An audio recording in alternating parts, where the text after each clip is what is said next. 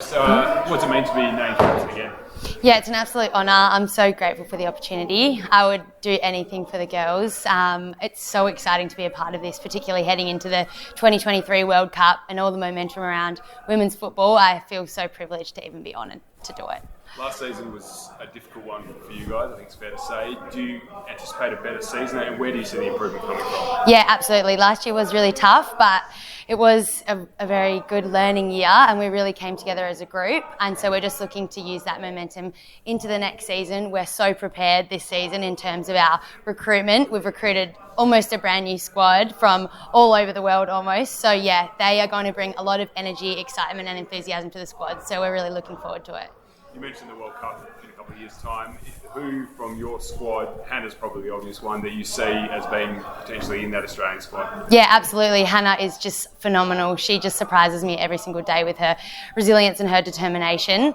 I would say Bella is definitely one to look out for, and Tian as well. They're both superstars. You mentioned how prepared you are. How prepared can you be given fixtures out, that sort of thing? Yeah. Good question.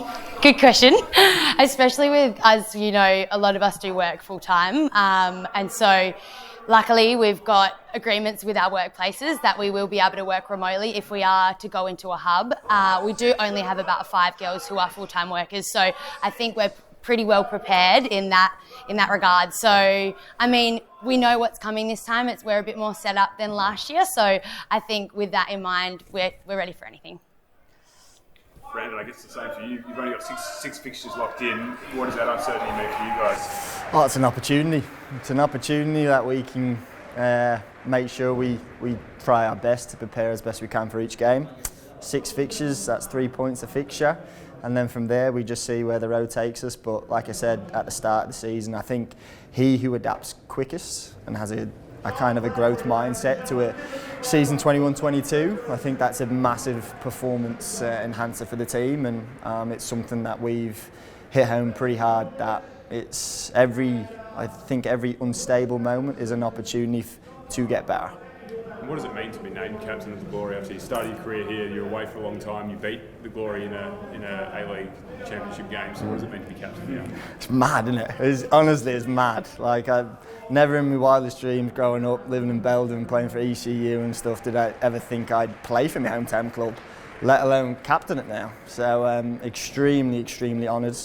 I know my family are very, very happy. And just to be able to be me. I know Captain Tash would tell you you have a title above your name, but we have a lot of leaders at this football club, and more importantly, we have a lot of good people at this football club. Whether I'm captain or not, week in, week out, people are going to see relatable football players, both in the women's and in the men's, and ultimately, hopefully, good people. And from there, you build foundations to be successful, and that's what we're doing. That it's official, Brendan. Does it change anything for you? Because I imagine you can lead the way you leave, and now that it's happened, you having visions of raising the trophy, anything like that? My vision's just as pure and simple. As long as I'm waking up happy in the morning, normally things fall into place. And the way that the environment's set up at Perth Glory Football Club now, and what it's going to be 1, 2, 3, 4, 5 years into the future, as long as we get that right, I think anything can happen. God, if you told me I would be lifting a Premier's plate, a championship winning trophy, I'd chew your left arm off for it right now. But in order to get there, we need to strip it all back, and as a team and a football club, we need to be able to be the best versions of ourselves every single day. And if we do that, then we'll be well on our way. How do you assess the squad? Obviously, Sturridge has taken all the headlines, but the squad as a whole, how do you assess its strength, and can you challenge? Yeah, good blokes. That's the feel, you know. And then from there, you look at the training sessions, you look at the volume we've been doing, then you look at, I guess, the talent of the footballer, and then the talent as the individual. And like I said, we're a process-driven team now.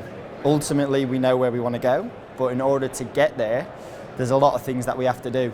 And being able to be a part of that process now, like being in and amongst good human beings and good footballers, then why not? You know, why not? What's stopping us? And I think that mindset is not only from the football department right through to the footballing lads and the women, it's in the whole club.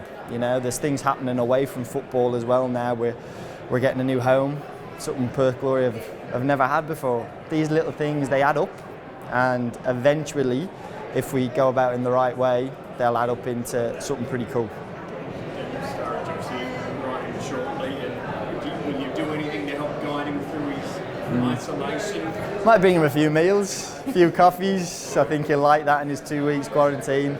Bless him, it's tough. It is by himself doing it, but look where the chap's come from. I think 2 weeks quarantine, if anyone's going to be as prepared as they can be, I think Daniel Sturridge will do it as professionally and as quick as he can in his head. And then, we can't wait to get in and amongst the Perth Glory family and hopefully get them ready for round one.